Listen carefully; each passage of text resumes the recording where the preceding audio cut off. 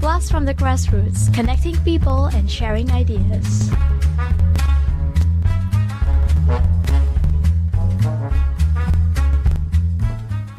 Hey, this is Arlene and you're listening to ASEAN, the voice of discovery and sharing.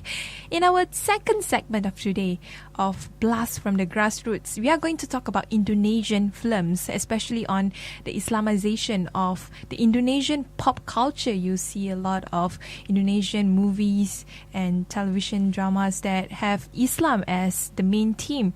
But for us here, we want to understand more on why this is happening, and together with me is Dr. Thomas Barker. He is an assistant professor of Notingham University, focusing more on television and film in Indonesia. Hi. Hello, Arlene. Hi. All right. Well, thanks, Arlene, for having me here. As you mentioned, I'm an assistant professor of film and TV at the University of Nottingham, Malaysia campus. So the University of Nottingham has 3 campuses, one in China, one here in Malaysia, and then the kind of home campus in the UK. So I teach courses on film, media, communications, documentary film. In general, or focusing more in Indonesia? I currently co-teach on a Southeast Asian film module, so we do cover Singapore, Malaysia, Indonesia, and to some extent Thailand and Philippines. I also, in the documentary module, we look at some Asian and Southeast Asian documentaries, and also in some of my other modules, there are sections where we do look at Southeast Asia specific film, TV, as well as media, press, journalism as well. But my background as a researcher, as an academic, is I'm a sociologist by training.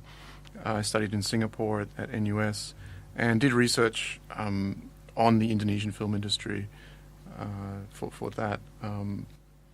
Currently, I'm looking at the creative industries in Malaysia, but my background is more in the media and the entertainment industries in Indonesia. But what gets you interested in pop culture, especially in Southeast Asia, on Indonesia specifically? I grew up watching a lot of films. My father took me to the cinema I think we all grew up watching a lot of films. Yeah, but sure we did. But my father took me to the cinema very, very early, but took me to watch what are regarded as classic films or canonical films. And I remember going to the cinema once and being amazed when we saw Spartacus. Oh. I forget what year it's from, but it's such a long film that there was an intermission in the middle of the film. And for me, when I was 5 or 10 or whatever this was just amazing, right? And it's just to really feel the power of cinema and the ability of cinema to tell stories, not just to entertain, but also to really open your eyes to different realities and different themes and ideas. So I grew up with a very strong sense of culture, right? And at high school, I studied Indonesian. At university, I studied Indonesian. I was a product of, in Australia, what we often call, there was an Asian languages program beginning in the late 1980s in Australia. As Australia turned to Asia, it saw its future in this region, and the government at the time was forward-thinking enough to bring in foreign languages into primary school and into high school, and I was a beneficiary of the Indonesian language. And I went to study there in maybe 2002, I think, and ended up staying longer than I planned to. And so you can speak Indonesian, I suppose? Yeah. Bisa ngomong Indonesia? Bisa sih, bisa. Yeah, and I guess studying media was not my first interest. I was actually trained in physics. Oh, I did applied that physics. is so far apart. Yeah, it was funny. You're supposed to be like being part of the cast for Interstellar instead of... Yeah, I should have. But when I was young, when I was in Brisbane, where I'm from, I worked in radio. I worked in this local youth radio station called 4ZZZ. You can find them on the internet, 4ZZZ. they were a youth music station, and I was also worked as an announcer for 2 or 3 years, 3 years, 4 years maybe, beginning in 1999. And so I always had that interest in the media, in film, in the media. And so when I went to Indonesia and was looking for topics to research for my modules that I was studying, and eventually to do research for 6 months in a research center, the logical choice was the media. And that was where this interest began. From there, I developed an interest in the media and what was happening. And you actually wrote a thesis called A Cultural Economy of the Contemporary Indonesian Film Industry. I did. That was an embarrassing title. That is a very long and deep title. Quite a boring title too. Your research at that time of your life were focusing more on the differences between the media or the film industry prior to the 1998 revolution and post 1998 revolution. Right. And what were the significant findings, if you can just sum up in 1 or 2 minutes? All right. Well, the significant thing that happened in Indonesia and for the film industry pre and post 1998 was the end of state control or state dominance of the film industry, and the beginning of a market-based pop culture industry. So that was the significant transformation that happened. But was it a good thing for Indonesians? I think so, yes, because the new order film industry was highly regulated, highly controlled, highly censored, to such an extent that during the 1990s the film industry essentially died. But after 1998, when a new generation of filmmakers came into the industry and started making films, they really reconnected with young audiences, that 15 to 25-year-old bracket, right? Who are fundamentally the drivers of pop culture, right? Because they have money to spend and they go out and they socialize and so on and so forth. So what you saw was, during the new order, the film industry was very distant or very not very popular anymore. But after 1998, these new filmmakers were able to make film and it was popular so popular again. To the extent that it has a spillover effect over Malaysia. I still remember I was a teenager watching the film called Ada Apa Dengan Yes, Cinta. yeah. I saw that in the cinema in Indonesia at the time in 2001 or 2002, I think. And I remember going into the cinema. I remember reading news about it, and it was huge in all the press and the tabloids, and Dian Sastro and Nicholas Saputra and the other stars were just getting all this media attention. And I was really curious. I was just like, what the hell's going on? So I dragged some friends into the cinema, and the cinema was absolutely packed.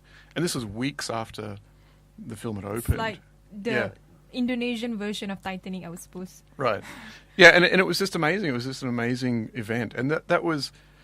It was the second film or the third film actually from that production group, Miles Miles Films, Riri Riza, Mira Lesmana, and the director of that film was Rudy Sujarwo. But yeah, it really solidified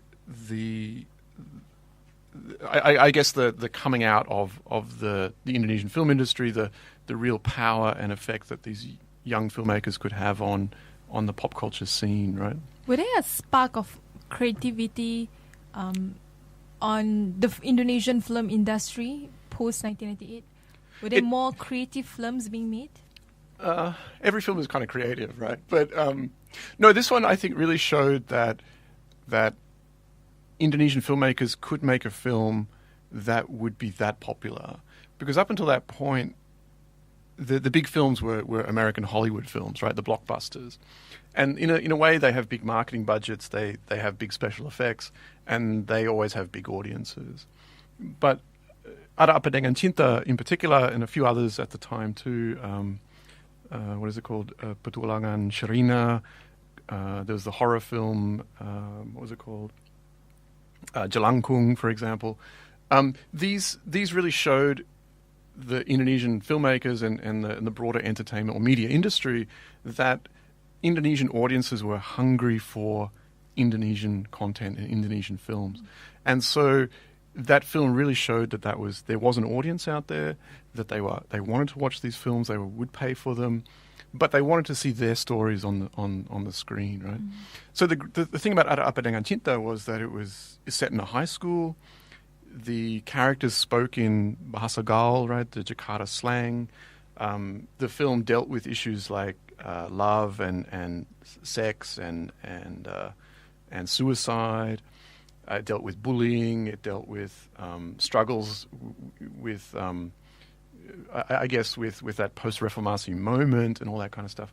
Oh, that one scene where Nicholas Saputra and his father was were talking about politics. Yes. Which was interesting, Yeah, and it was very, very, younger. yeah, and it was very, very topical, right? And one if I'm not mistaken, this is based on my own personal thought, because I was imagining there was a time where Indonesians started to be more interested in poetry.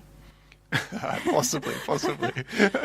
Yeah, I mean that poem was written by a guy called Rako Prijanto, and yeah, it became immensely famous. I can't repeat it, but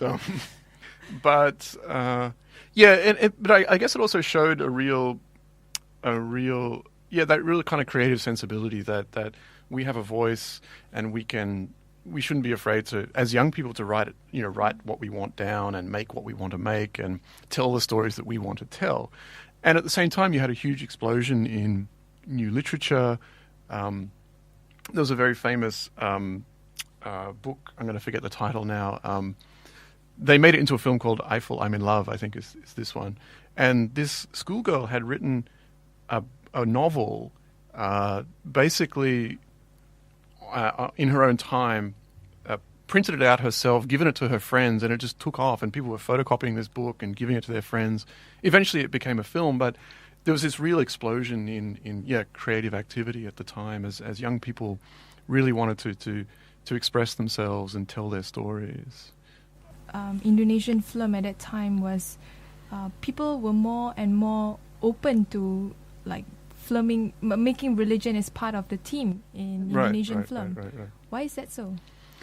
Okay, so parallel to the explosion in creativity, in self-expression, in the euphoria of liberation, right? So after the end of the New Order, there was this lifting of that state control, right? That state regulation and all the kind of constraints that came with it.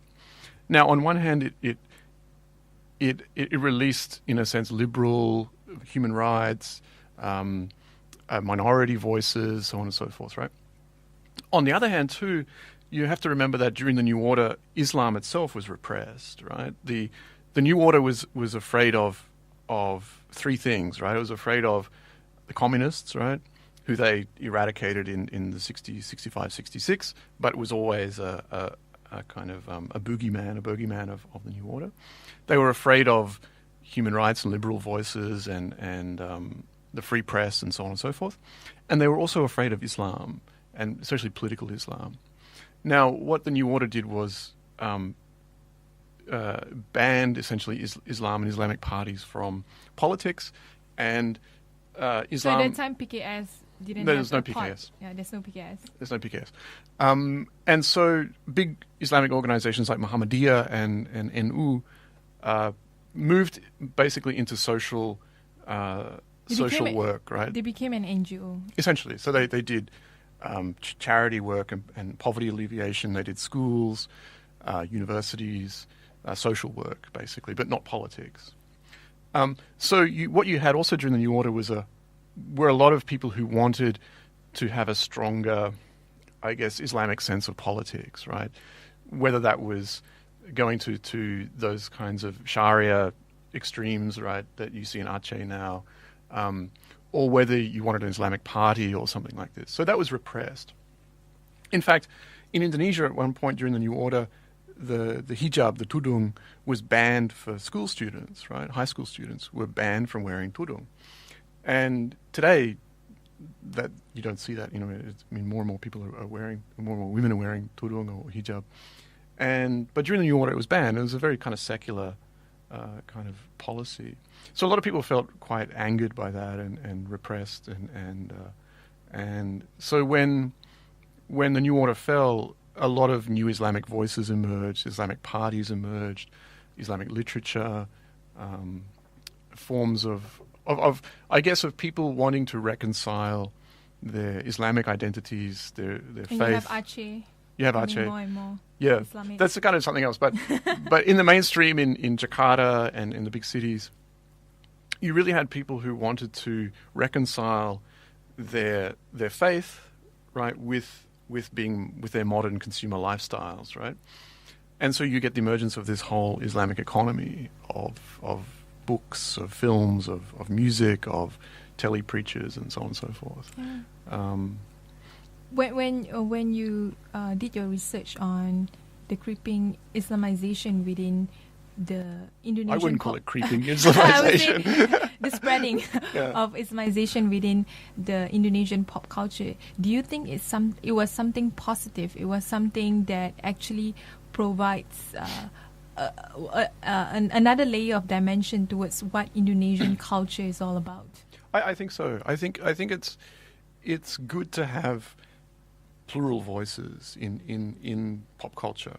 The I guess the beauty or the uniqueness of pop culture is that it's very audience driven. It's consumer driven, right? So it's always looking for the next big thing. And if an audience doesn't like it, then it won't make money and it will fade or whatever, right? So in many ways you can say that has negative consequences, blah blah blah, about profiteering and so on and so forth. Fine, but at the same time, when things go into the mainstream or go into pop culture, they're subject to market forces, right? And it's then really interesting, I think, to see what gets picked up and what doesn't, what audiences like and don't like, what becomes popular, what doesn't.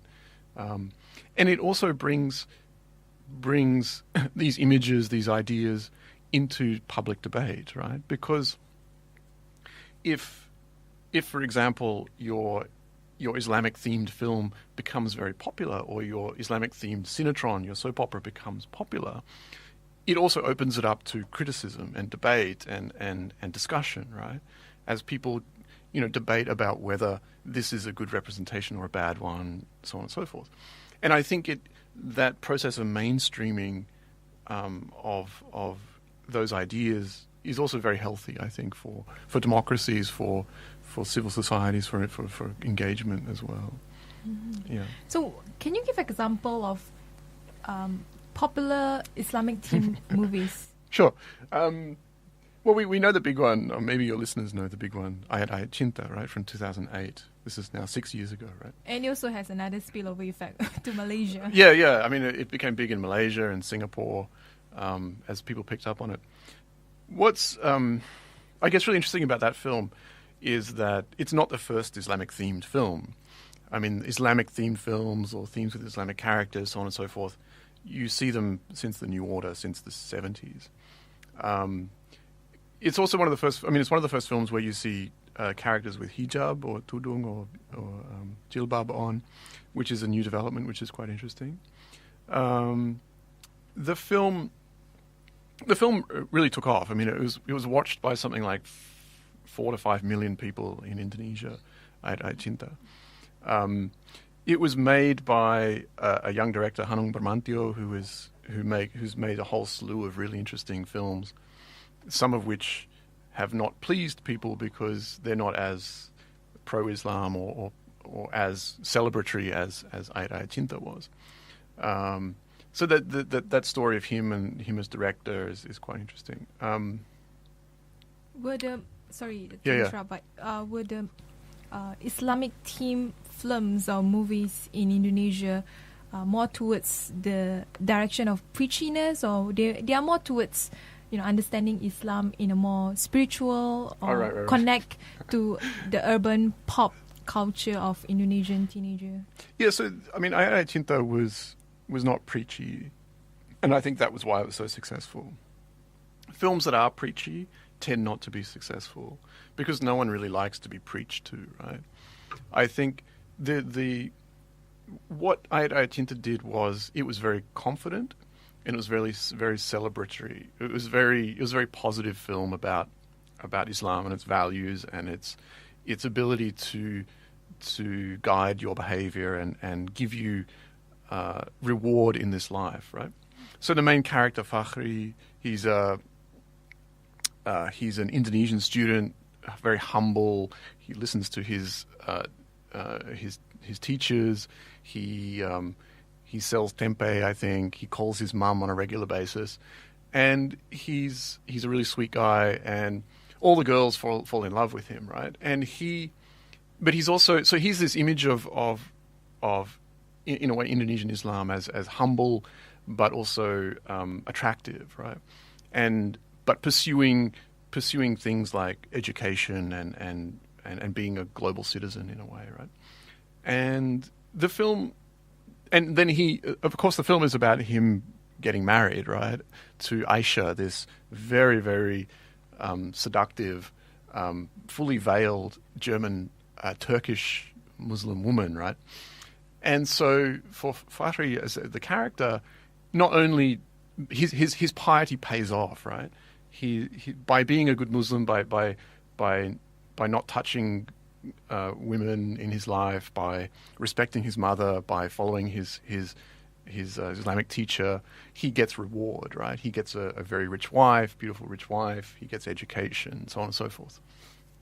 And that's a very confident image, right? It's a very confident message, right, about what your piety can translate into, right?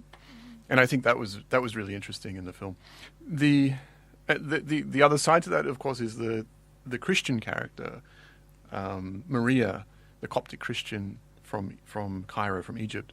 She desires Islam, right? So she desires Fakhri, and through Fakhri desires Islam, or vice versa. You see scenes of her in the film, pretending to veil herself or practicing veiling, and she learns some prayers and lines from the Quran and things like this. So Islam in the film is desired, right? It's not just a set of rules. It's not just figures or people, but it's also something that is desired. And I think that was a message or an idea that a lot of audiences wanted to see, right? So that, I think, made it very popular and very successful, and made people feel good about their piety and about their belief and things like that. So what do you see in the future, how Indonesian film will develop into? Good question. I don't know. I mean, after Air Cinta, there was a lot of other Islamic-themed films, right? Air Cinta was criticized for not being Islamic enough. It wasn't really made in Egypt, and so on and so forth. I mean, The King and I wasn't made in Thailand. But this is important to people. I mean, this became the debate. It was important to people that the film should be not only Islamic on screen, but also behind the screen, right? So someone else came up with an idea. What was it? I've drawn a blank on the title now. It was a 2-part film. Ketika Cinta Bertasbih. So that one tried to outdo Air Cinta by being more Islamic in its production. So they got a very pious Muslim director. They got a very pious Muslim scriptwriter. The actors and actresses were chosen not because of, on part because of their looks and their ability, but also their piety in real life, right? Whereas Ferdi Nurul, I think that's his name, who was the actor who starred as Fakhri in Air Cinta, had kissed a girl in a previous film, right? So he was seen as not embodying these ideals, right? So he was just making a film for the sake of making a film? Yeah, because he was a good-looking actor, right? I guess the other interesting thing, there's a friend of mine at UI in Universitas Indonesia, Inaya Rahmani, and she's written about this same kind of issue about the mainstreaming of Islam, and I think what she has been writing about and is arguing also is that increasingly the people have said that this is just commercial practice, right? Indonesia is majority Muslim. People want to see Islamic content. Commercial producers are simply exploiting audiences. That's one argument you see, right? The other argument you see is people trying to use the media, pop culture, cinetron, film to preach, right, to proselytize. So there's these kind of two opposing forces in a way, and I think the result is that we get the mainstreaming of these ideas that it puts it more into the public eye, into public debate about this kind of content and what its kind of underpinnings or its beliefs or its messages are, right? And I think in the marketplace of viewers, those again, we see what develops and what people are interested in and what is popular and what's not, right? Because they react to audience pressure and audiences. So I think people will keep producing these kinds of things. Some will be successful, some not. Ayat Cinta itself was beaten in the box office by Laskar Pelangi, right? Made by the same people behind Ada Apa Dengan Cinta. And it got even more audiences, but it was far more secular than Ayat Cinta. So I think probably have another show just to talk about Laskar Pelangi. I'm not an expert on that one, but I think this mainstreaming process will, I guess, we'll see where it goes, right? But at the end of the day, if you compare to Indonesian films with other films in Southeast Asia, it's definitely is one of the lead in terms of the quality, in terms of the diversity the of quantity, and also quantity. Sure. But I think that's a reflection of Indonesia itself. That it's. I mean, if I compare it to Malaysia, and maybe this will show my ignorance, but Malaysia seems that the Islam that is promoted and practiced is far more monolithic, right? It's far more homogeneous, whereas the Islam in Indonesia is far more diverse. You can see that already in the fact that the country has two large Islamic organizations, NU and Muhammadiyah. But then there's a whole hundreds, if not thousands, of smaller, groups and preachers and people doing different things and mixing it with local belief and very syncretic beliefs and so on and so forth. So I think, as a society, as a nation, Indonesia has that diversity, and that is reflected in its film industry, which I think. If you were to make an Islamic film in Malaysia, I think you would run into a lot more kind of what do you call it? Boundaries, right? Oh, no, you can't say that. You can't do this. It needs to be the correct kind of interpretation, right? And that, I think, would limit your ability to tell diverse stories or interesting stories. Thank you very much. No problem.